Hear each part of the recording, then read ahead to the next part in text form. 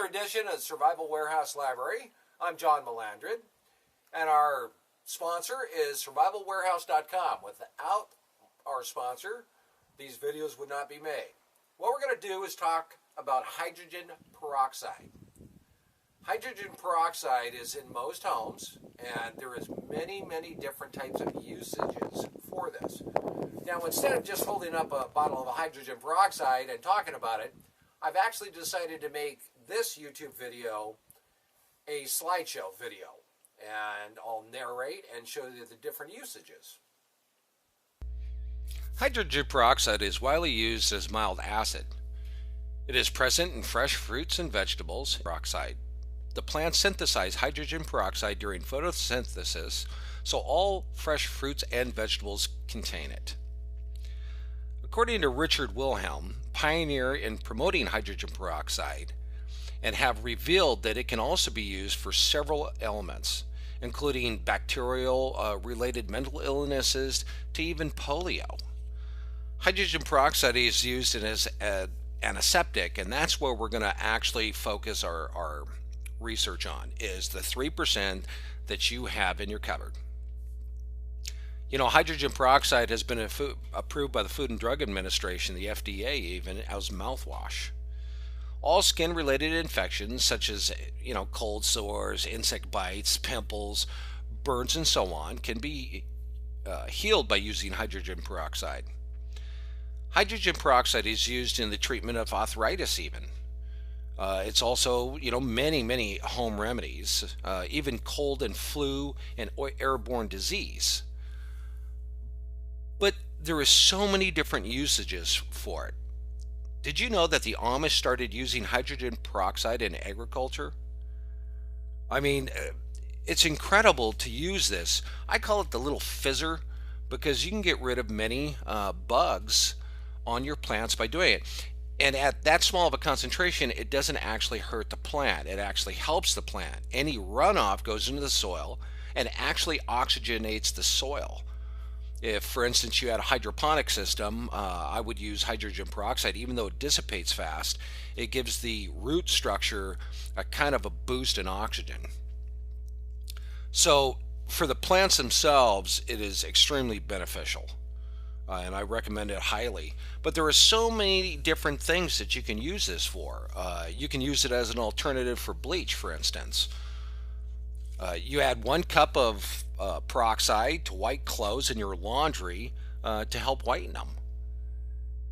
You can also use it as a rejuvenating, detoxifying bath. You just add 2 quarts to 3% hydrogen peroxide in your bath water and soak for about a half an hour. Foot fungus, use a 50-50 mixture. You can use it as a douche for women in the event that you don't. And everybody knows, of course, infections. It's a great source to kill infections. But even on animals like bird mite infection, you can use to help spray down your chickens, to relieve them of bird mite. So it's a different alternative to using poisons on them. You can actually use it as a sinus infections as well. 3% peroxide added to 1 cup of non-chlorinated water into a nasal spray.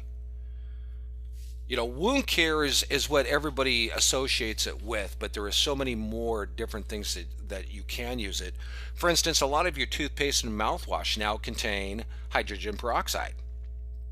And so just at a 3%, you add that with, a cup full of water, and you can flush with it. It's good for canker sores, even down to toothaches. Now, I've never tried this on a toothache, but I'll believe them.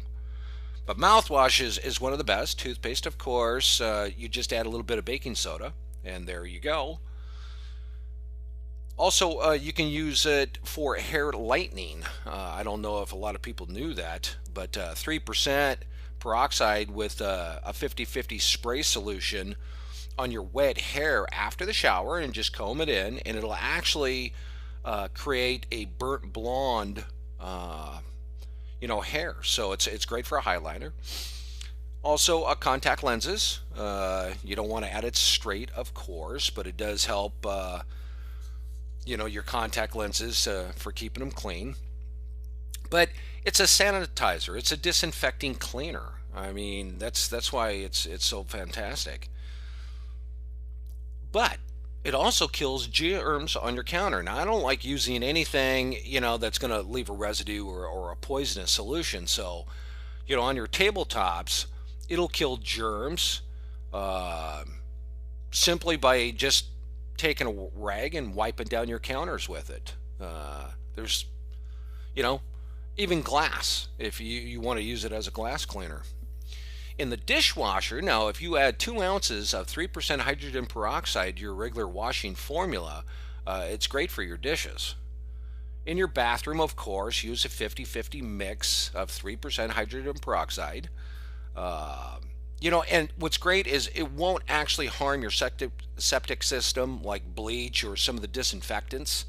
So you can use it in your toilet bowl, you can use it in your kitchen, your cutting boards.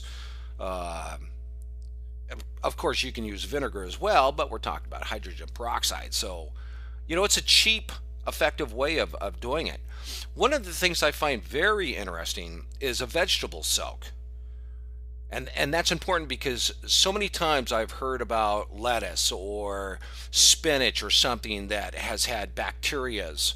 And so what you do, very simply, is take your vegetables and you add 1/4 cup of hydrogen peroxide to a sink of cold water.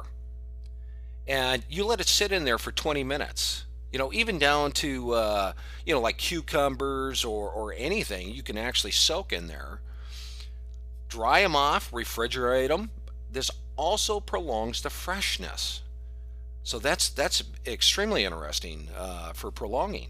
But you can use it as a vegetable spray too, where you just mist it on.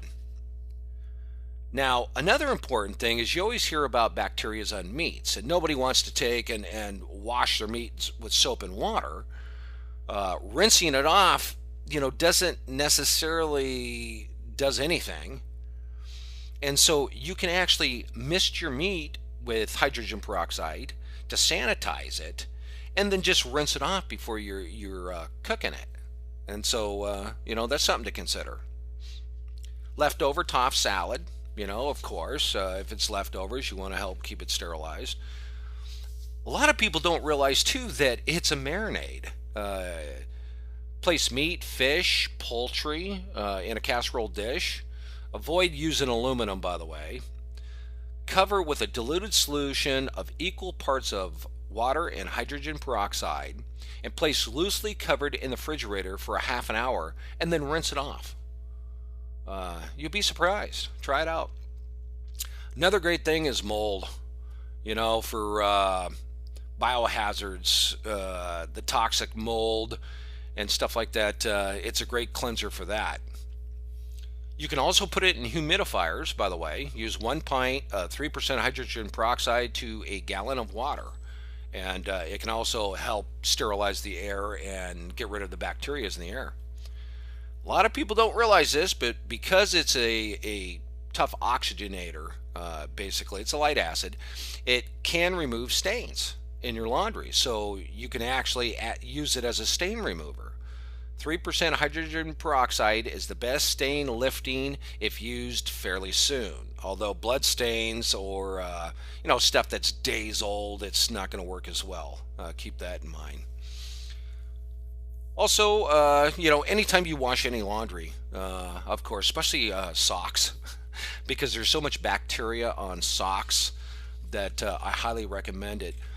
And that brings me to a point, too, that one time our dog was hit by a skunk, and I mean bad. And I have heard the old tale of tomato juice, that works, but I actually took hydrogen peroxide and doused him in it. And yes, it did bleach his hair somewhat. He actually turned kind of whitish. He's a golden lab. But it neutralized that skunk smell almost immediately. And I let it sit on him for, maybe 3 or 4 minutes. Then I washed him down with soap and water really good. it had just a very light smell left. And so I repeated it one more time, and it totally annihilated the skunk smell. That's how much of an acid or an oxidation that it creates. So there are so many uses, but the greatest thing to me is fruits and vegetables. When I buy them in the store, I want to make sure they're clean. And I like to clean my counters in my bathroom because we're on septic.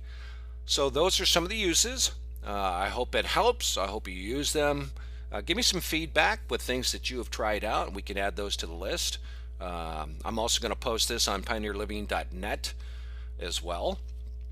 And look for our other videos. Subscribe to them, like them, pass them around. We really appreciate it. Once again, this is for Survival Library, sponsored by survivalwarehouse.com, of course, the greatest company in the world. And I'm John Melandrid. I'll see you on the next video.